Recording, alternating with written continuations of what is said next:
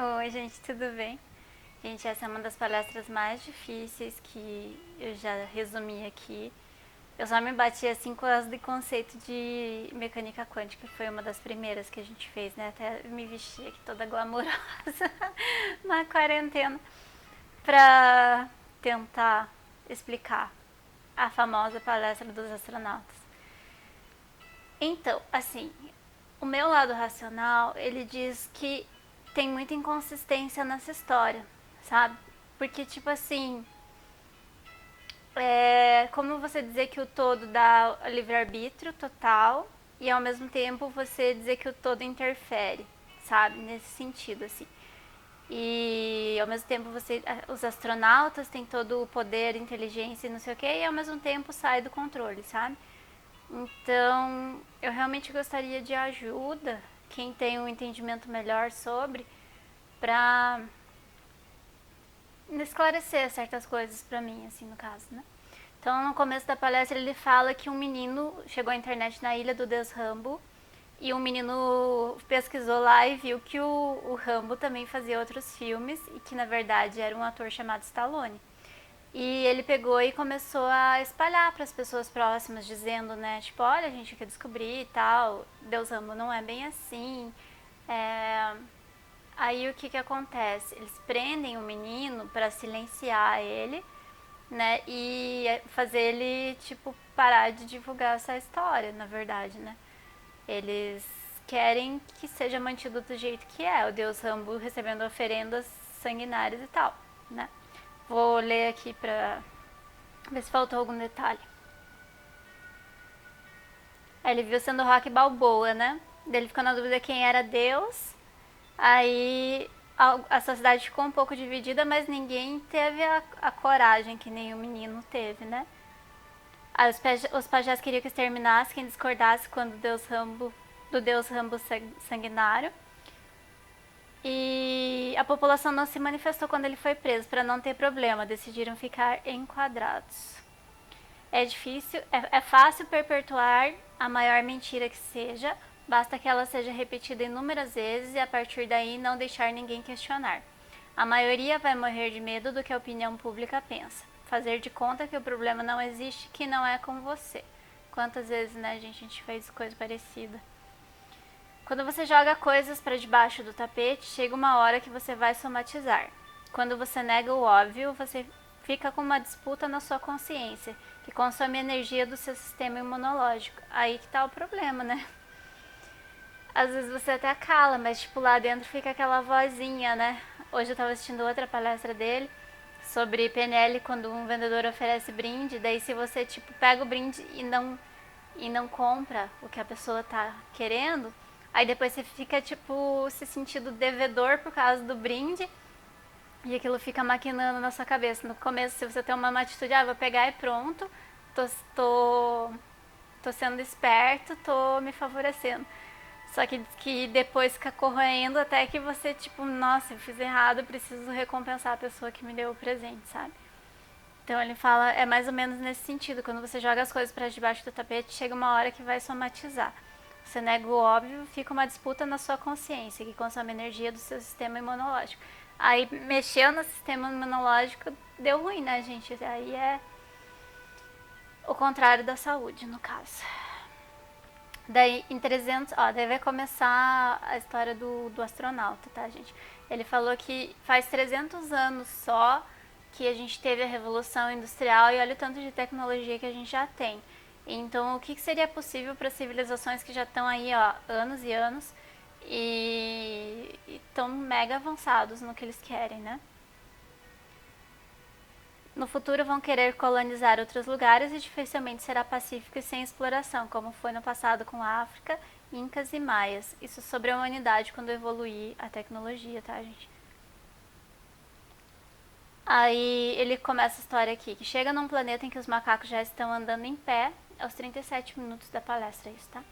Umas 600 pessoas descem da nave, tipo do filme Avatar, ele faz uma analogia. Trafegam entre dimensões e superaram o contínuo espaço-tempo de Einstein, por isso as naves fazem manobras bruscas. 40 minutos, ele fala isso. Que a gente sempre vê, né, que tipo, os aliens estão assim, tipo, né? Aí diz que é por isso, assim, que eles superaram o contínuo do espaço-tempo. E daí os exploradores decidiram fertilizar os macacos para fazer o trabalho braçal. Então, tipo assim, os astronautas seriam um povo que chegou para colonizar algum lugar, certo? Só que daí eles viram que ia dar muito trabalho para construir tudo do zero. E daí eles resolveram fertilizar, melhorar, fazer um aprimoramento genético em alguns macacos para agilizar a mão de obra e o processo, tá? Então os macacos já estavam andando em pele, já estavam num processo mais avançadinho. Daí eles vêm, fertilizam.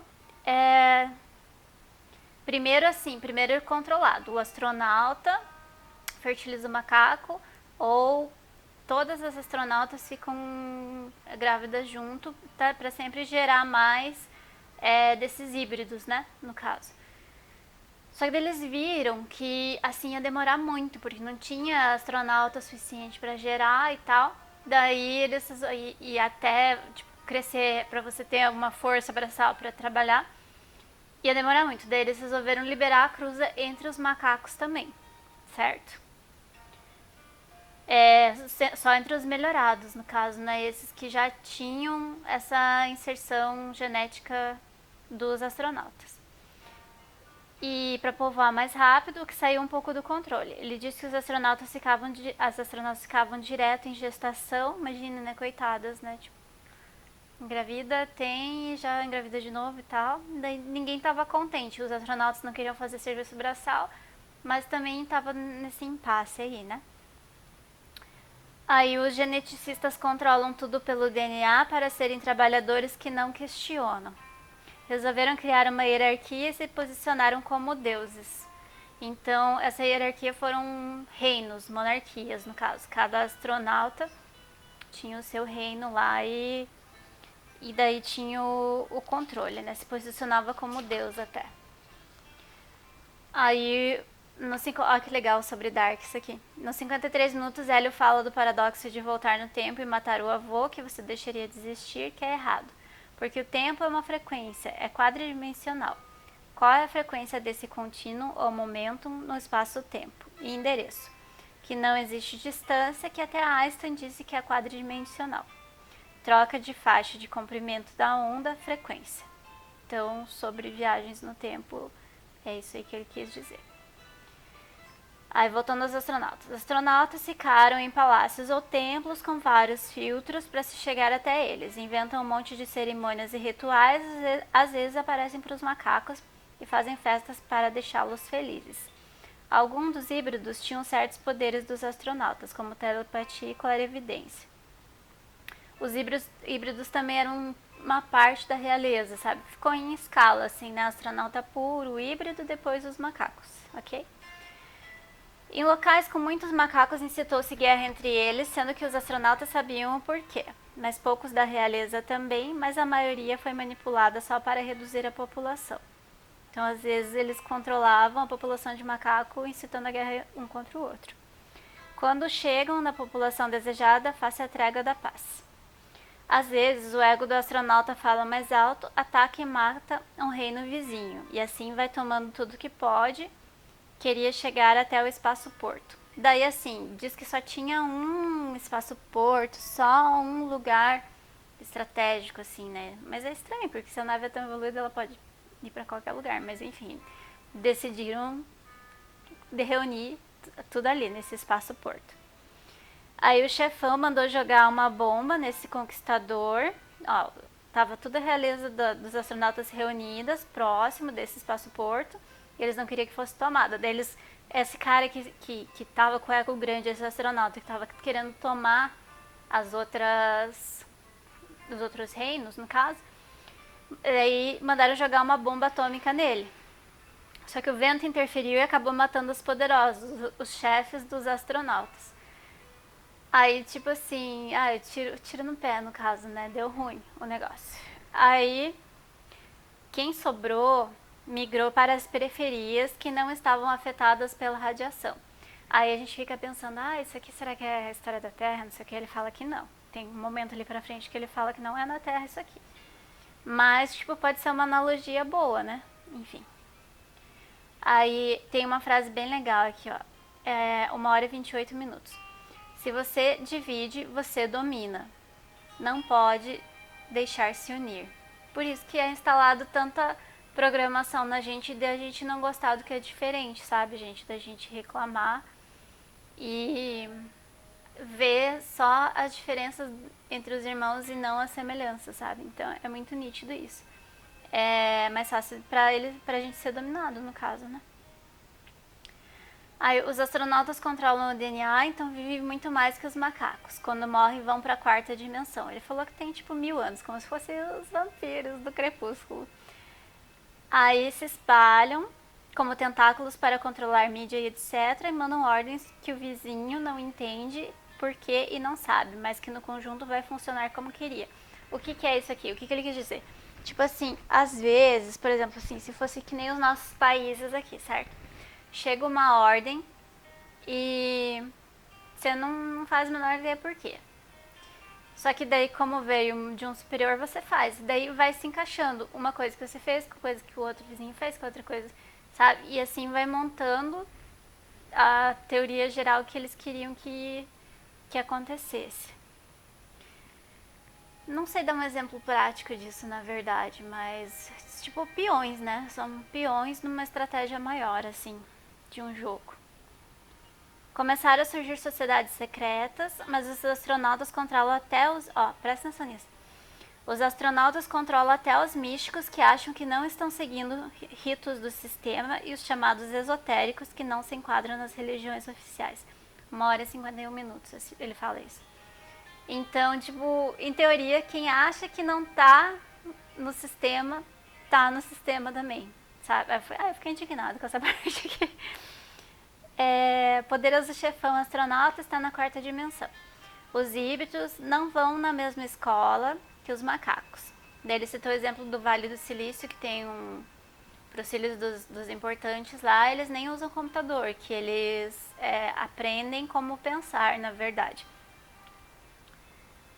E que para os demais, o resto da população, os computadores servem de distração. Às 2 horas e 14 ele diz que essa história dos astronautas não é na Terra, tá, gente?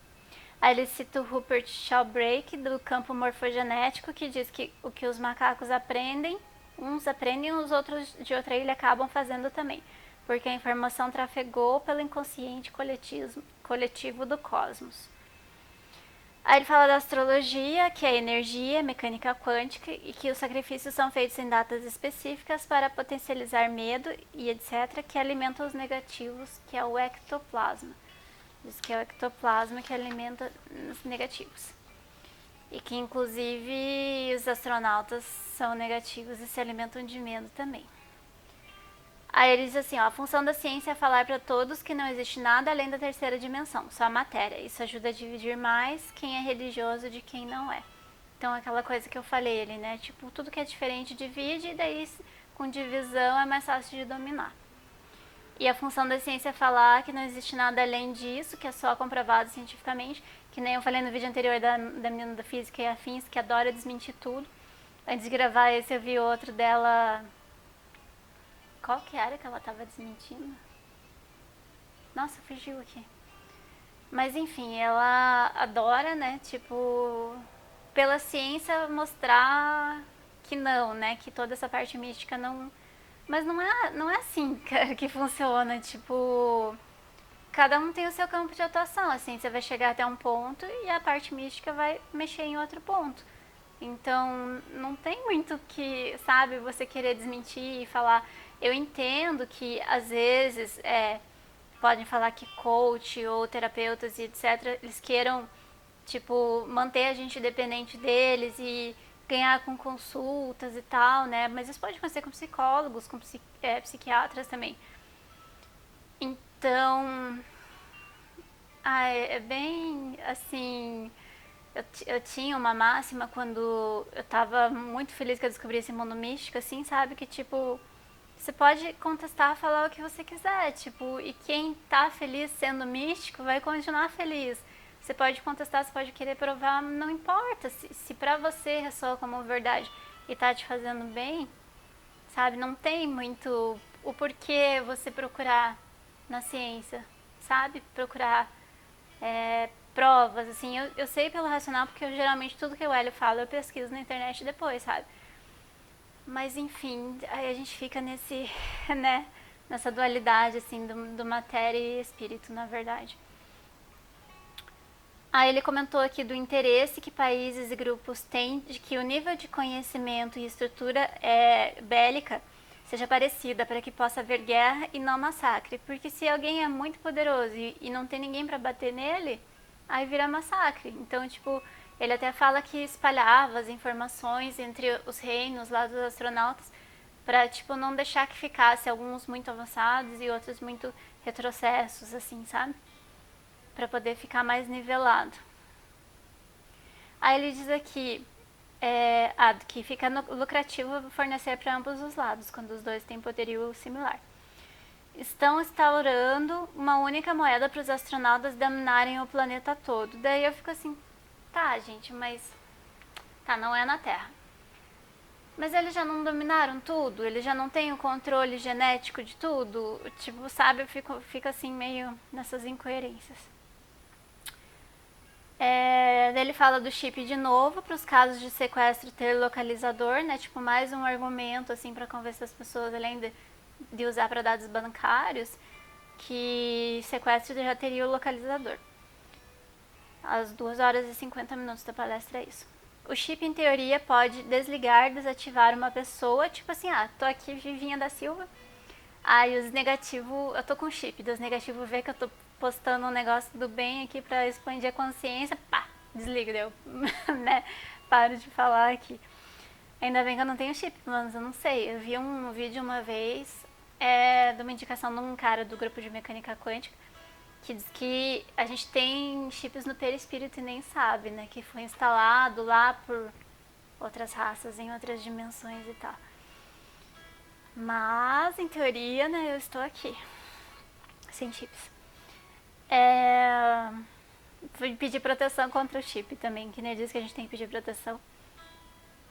Então pode desativar uma pessoa, além do controle mental e emocional, qualquer tipo de reação fisiológica, tipo quando eu coloco um comando de sair atirando quando fala determinada palavra. Então, ao mesmo tempo que tem isso aqui no tipo PNL, né, ou hipnose, de fazer uma programação no seu cérebro, daí ele falou que teria com o chip também. Aí eu lembrei muito daquele filme do... Gente, como é que chama? Que todo mundo ganha um chip lá da empresa e daí ele manda todo mundo ficar violento, daí até a mãe quer, tipo, bater no filho e tal. Kingsman. Depois eu vou colocar qual deles que trata disso, assim. E daí no final acontece uma coisa com todos, assim, bem estilo... Como é que chama aquele cara que faz os filmes? Tarantino, bem estilo Tarantino, assim. Mas enfim, eu gostei super do filme, assim, eu acho que não tinha saído quando o Hélio gravou essa palestra aqui, acho que era 2012, e saiu em 2014 filme, se não me engano. Mas é bem ilustrativo. Quanto mais raiva a população tiver dos astronautas, melhor é para eles, que se alimentam disso. Para saírem disso, tem que elevar a vibração para ir para uma dimensão acima. Acessar outra frequência, uma massa de X pessoas vibrando assim, amor. Então ele falou que para acabar com o sistema de opressão e dominação e etc, que não adianta ter raiva e tal, que o certo é elevar a frequência e emanar amor. E daí tem até a coisa de você sozinho mudar de dimensão, porque você já não se encaixa nesse padrão vibratório que você está. Então, que nem eu tinha falado no vídeo anterior lá do ovo cósmico, que imagina, você tá aqui e de repente você mudou tanto sua vibração que tipo, puf, você vai pra 4D e só fica tua sopa caída no chão. Já pensou? Já pensou o dia que a gente tiver esse controle?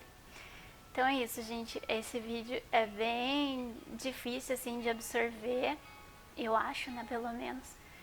Ele vai contando, assim, né, essa historinha, assim, dos astronautas e tal. Aí ele fala que os aprimorados eram, tipo, não tinha mais pelo, que eram bonitos e tal. E faz umas piadinhas, assim, no meio sobre o assunto, assim, sabe? Mas acho que era mais, assim, talvez seja uma verdade em algum lugar mesmo, mas era mais uma história pra gente repensar como as coisas acontecem aqui com a gente, tá bom? Então é isso, fiquem bem, qualquer coisa comentem e uma semana muito iluminada e próspera para todos nós. Tchau!